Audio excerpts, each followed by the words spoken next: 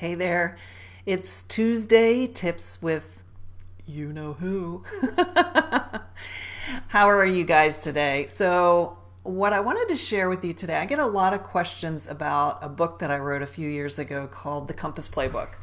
And this is my Compass Playbook. And it is a creative problem solving guide. So it uses a lot of creative problem solvings like mind mapping, list making, storyboarding, drawing, doodling, all those fun things.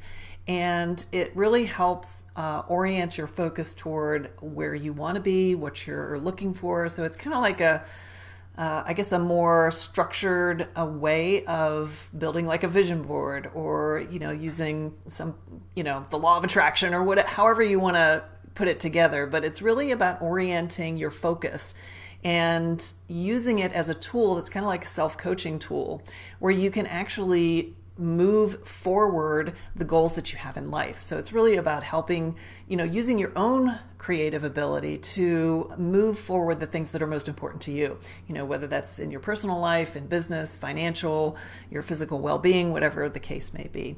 And because I get asked about it so much, I thought it'd be great to throw one or two of the plays in Compass Playbook into one of these Tuesday tips. So I kind of just randomly opened to a particular play in the original Compass Playbook.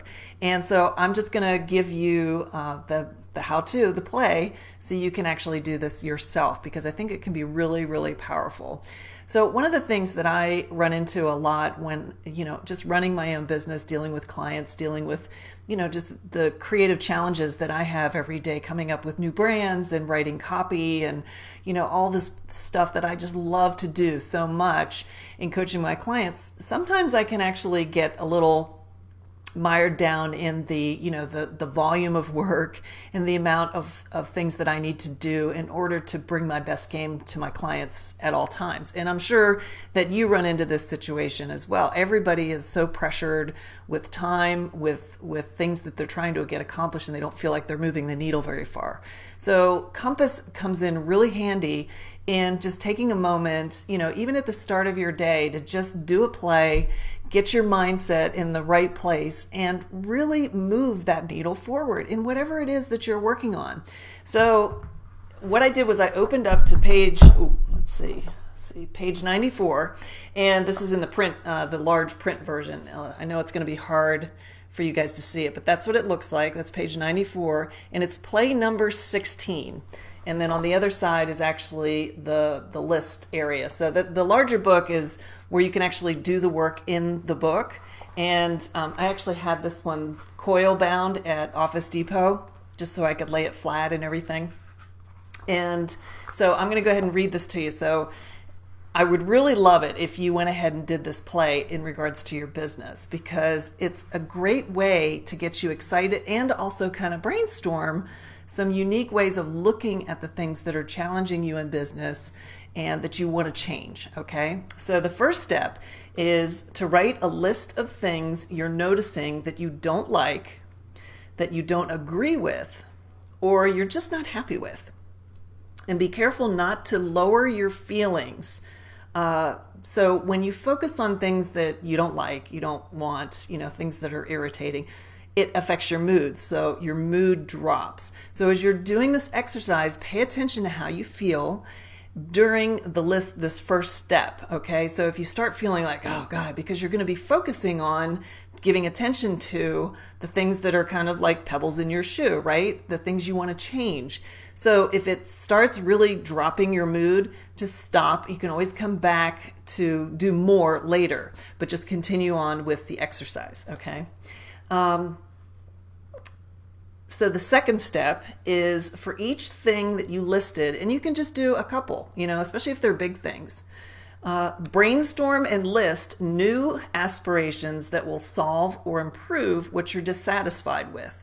So let's say, for example, that, let's use time constraints as an example. So let's say you have a lot of things that you need to get done, right? And you've got, your to-do list in your planner is like almost running off the page. In the back of your mind, you've got a client who's asking for this, you've had to put them off, or for whatever reason, you're just not getting to it. Or it's some administrative thing that you keep putting off, like recording receipts or doing some accounting or getting your invoices out, whatever it is, getting your taxes out even, right? Nobody wants to do that. Write those things down, right? So once you list them, okay, go and just do some brainstorming around different ways that you can actually approach that, or maybe look at it differently or solve it. And it could be something as simple as delegating it, right? Just giving it to your assistant, or, putting it off till next week and making sure it gets done later. Or if it's something you owe a client and the client hasn't been communicated with, maybe all you need to do is just pick up the phone and say, listen, I've got this going on, and just rearrange your commitment to do it and make sure it works for them. So you're managing their expectation. You're letting them know, listen, I know I said I'd get this to you Thursday, is Monday okay? And, whatever that is, okay? So keep expanding your ideas over time. So this is a really cool play because you can actually extend it. So as you let's say Monday morning, you sit down and you write, a list of maybe 10 or 12 things, and you do some brainstorming, right? And it doesn't need to be this long drawn out thing. It's just real quick, just whatever is right on the top of your mind, because your mind is already thinking of really cool things, because your intention is to actually create this list with solutions. Okay. So as you're going through and you're doing your brainstorming, once you kind of feel complete or get to that place where you really can't think of something else to brainstorm about, that means that you're ready to just put it aside for now. But then come back to it like on Tuesday or Wednesday and look through the list again, look through your brainstorming and say, I could also do this.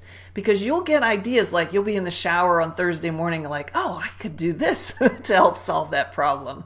And it's just a way to actually trigger your brain to start working on this for you in the background. It's really kind of cool how it works, because you've made that intention. You've actually created space in your journal or in your Compass Playbook or wherever to actually address these things, instead of letting them nag you and bug you and, I know I gotta, because that's added stress that you don't need, right?